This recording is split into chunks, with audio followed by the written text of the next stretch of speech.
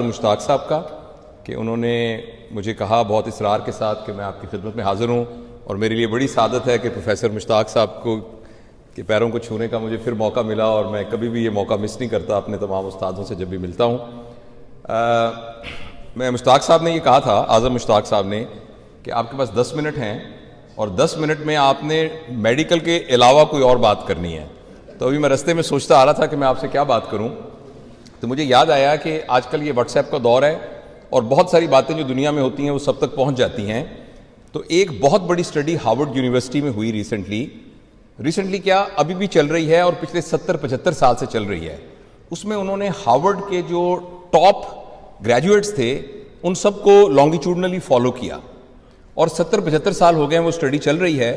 اس میں سے بہت سے لوگ ایسے تھے کہ جو وہاں امریکہ کے پریزیڈنٹ بنے، 2-3 تو امریکہ کے پریزیڈنٹ بنے، کچھ آسٹروناٹس بنے، کچھ سائنٹسٹ بنے، کچھ لوگ ایسے تھے جنہوں نے نوبل پرائز حاصل کیا، اور کچھ لوگ ایسے تھے کہ وہ کنوکٹ ہوئے اور جیلوں میں بھی رہے، کچھ ایسے لوگ بھی تھے جنہوں نے خودکشیاں کی، اور کچھ لوگ تھے جو آرٹسٹ بنے۔ تو ان سب کی لائف کو انہوں نے اسٹڈی کر کے یہ دیکھا کہ ان میں سے خوش کون تھا اور کون ناخوش تھا۔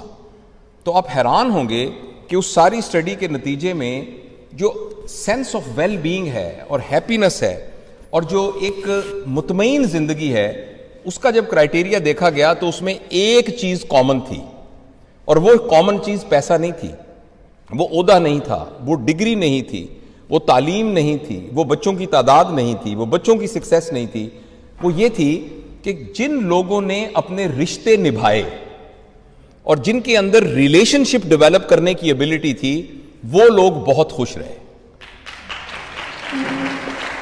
جو رشتوں کو بنا سکے، رشتوں کو نبھا سکے، رشتوں کے سلسلے میں کوئی کانفلکٹ آ جائے تو اس کو برداشت کر سکے، تو وہ لوگ تھے کہ جو کہ زندگی میں اطمینان کے ساتھ زندگی گزاری۔ تو میں آپ سب کو مبارکباد پیش کرتا ہوں کہ I'm sure کہ آپ دنیا کے کچھ حصوں میں ہوں گے، کوئی پاکستان کے مختلف جگہوں پر ہوں گے، مگر آپ سب لوگ اکٹھے ہوئے ہیں تو یہ بنیادی طور پر ایک میچور آدمی کی ویل بینگ کی نشانی ہے کہ اس کے رشتے کتنے مضبوط ہیں۔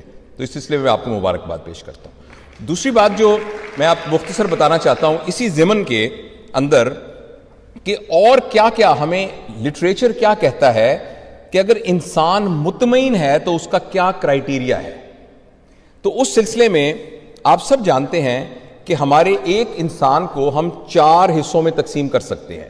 ایک انسان جو چلتا ہوا آ رہا ہے ہمارے سامنے، اس کے اندر بنیادی طور پر 4 ڈائمنشنز ہیں۔ اس کی ایک ڈائمنشن اس کی فزیکل ڈائمنشن ہے، اور اس کو میئر کیا جا سکتا ہے PQ سے، وچ از فزیکل کوشنٹ، جس کا مطلب یہ ہے کہ آدمی کی باڈی کتنی صحت مند ہے۔ دوسری چیز ہے IQ، جس سے اس کے انٹلیکچوئل کوشنٹ کو میئر کیا جا سکتا ہے کہ اس کے اندر ریزننگ کتنی ہے، پرابلم سالونگ کتنی ہے، ذہانت کتنی ہے، علم کتنا ہے۔ اور اس کا جو تیسرا ڈائمنشن ہے وہ ہے EQ، یعنی اس کا ایموشنل کوشنٹ، وہ جذباتی طور پر کتنا بیلنسڈ ہے اور وہ کیسے لوگوں کے ساتھ ایموشنلی انٹریکٹ کر سکتا ہے۔ اور اس کا چوتھا جو سیگمنٹ ہے وہ ہے SQ، جسے کہتے ہیں اسپرچول کوشنٹ، کہ بنیادی طور پر اگر ہم مذہب کے کانٹیکس میں دیکھیں تو اس سے مراد تو اسپرچویلٹی ہی ہے، لیکن اگر آپ اس کو ایک طرف ہٹا کے دیکھیں تو اس کا مطلب یہ ہے کہ جو کچھ بھی ہم دنیا میں کر رہے ہیں وہ ہائر پرپس کے لیے کر رہے ہیں کہ کسی چھوٹے پرپس کے لیے کر رہے ہیں۔ تو میں اگلے 5-7 منٹ میں آپ ان 4 ڈائمنشنز میں کیا چیز ہو تو ہم کامیاب انسان ہیں اور مطمئن انسان ہیں، وہ میں آپ کو بتانے کی کوشش کروں گا، and I promise that I'll not take more than 5-7 minutes for that۔ دیکھیے، صحت کو بہتر کرنے کے لیے، کیونکہ یہ بنیادی ہے، اگر آپ کی صحت ٹھیک نہیں ہے تو آپ نماز کو بھی نہیں انجوائے کر سکتے، اگر آپ کی صحت ٹھیک نہیں ہے اپنی پڑھائی کو بھی نہیں کر سکتے، اپنی نیند کو بھی نہیں کر سکتے، اپنے ریلیشنز کو بھی نہیں کر سکتے انجوائے۔ تو PQ کو بہتر کرنے کے لیے بنیادی طور پر لٹریچر یہ کہتا ہے کہ آپ کو 4 چیزیں چاہیے۔ نمبر 1، آپ کیا کھاتے ہیں۔ تو اپنے کھانے کے جیسے پیٹرول گاڑی میں اگر صحیح ڈلے گا تو گاڑی ٹھیک چلے گی، اگر وہ ڈیزل سے چلنے والی گاڑی ہے آپ اس میں پیٹرول ڈال دیں گے تو گاڑی بیٹھ جائے گی۔ اس طرح ہماری باڈی میں کیا خوراک اندر جاتی ہے اس کو ہمیں اپنے مد نظر رکھنا چاہیے۔ اور میں اس تفصیل میں نہیں جاتا، سارے آپ میڈیکل پروفیشن کے ہیں، ہم اکثر ضرورت سے زیادہ کھاتے ہیں، اکثر وہ چیزیں کھاتے ہیں جو کھانے والی نہیں ہوتی، اور اکثر بے ٹائم پر کھاتے ہیں۔ تو انشاءاللہ اس کو پھر ڈیٹیل میں کروں گا، میں صرف ٹچ یہ کرنا چاہ رہا ہوں کہ اس بات کا خیال رکھنا چاہیے کہ جو چیز ہم اندر کھا رہے ہیں وہ پراپر پیٹرول ہے کہ نہیں۔ नंबर 2, अहम चीज डेली एक्सरसाइज। जैसे जैसे हमारी उम्र ज्यादा होती जाती है वैसे हमारी बॉडी को डेली वर्कआउट की बहुत जरूरत है। तो 24 घंटों में से कम 1 घंटा जरूर निकालना चाहिए जिसमें अपना वर्कआउट करें। तीसरा है साउंड स्लीप। हम काम के चक्करों में बाजुकात प्रॉपर तरीके से सोते ही नहीं है, और सही कम से कम 6 से 8 घंटे तक रोजाना सोना यह बहुत जरूरी है। और चौथी चीज जो पीक्यू के लिए बहुत जरूरी है वो है लेजर टाइम। लेजर टाइम वो है जो आपका इस वक्त लेजर टाइम है, जिसमें कोई काम नहीं है, कोई प्रैक्टिस नहीं है, कोई बिजनेस नहीं है, कोई और जरूरत नहीं है। बगैर वजह के दोस्तों के साथ बैठना, गप्पे मारना, किसी की बैठक में चले जाना, ड्राइंग रूम में चले जाना, लेजर टाइम। तो अगर आप अपनी सेहत को बेहतर रखना चाहते हैं तो ये 4 चीजें पैरामीटर्स हैं। अगर आप इन 4 चीजों पर रहेंगे तो आपका पीक्यू बेहतर होगा, यानी आपका 25% आप कामयाब होंगे। दूसरा है आईक्यू। आईक्यू के लिए यह है कि रोजाना हम सीख रहे हों, कुछ ना कुछ सीख रहे हों। हम कभी भी स्टूडेंट बनना ना छोड़ें, चाहे वो कॉग्निटिव डोमेन हो, चाहे वो स्किल डोमेन हो, चाहे वो एटीट्यूडनल डोमेन हो।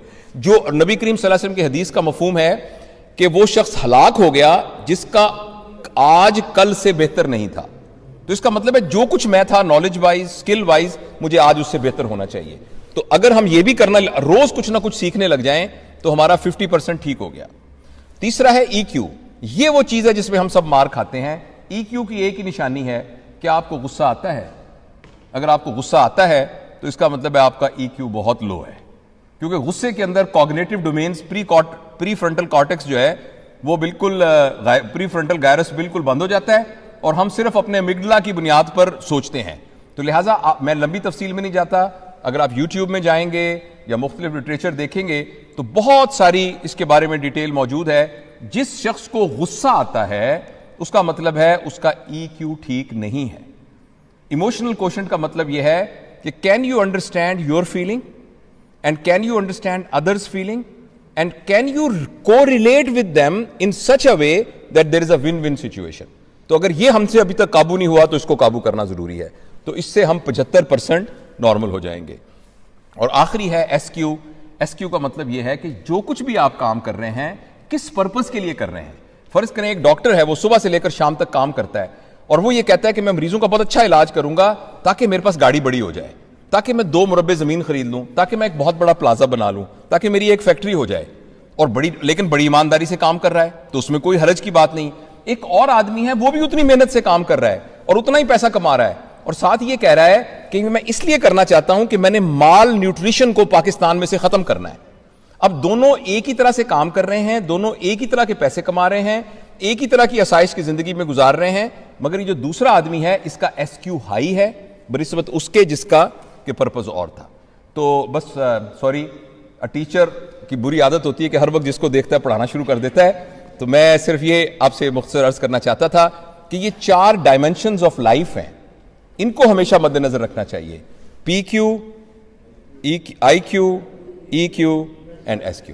अल्लाह ताला आपको बहुत खुश रखे, सलामत रखे। बहुत बहुत शुक्रिया।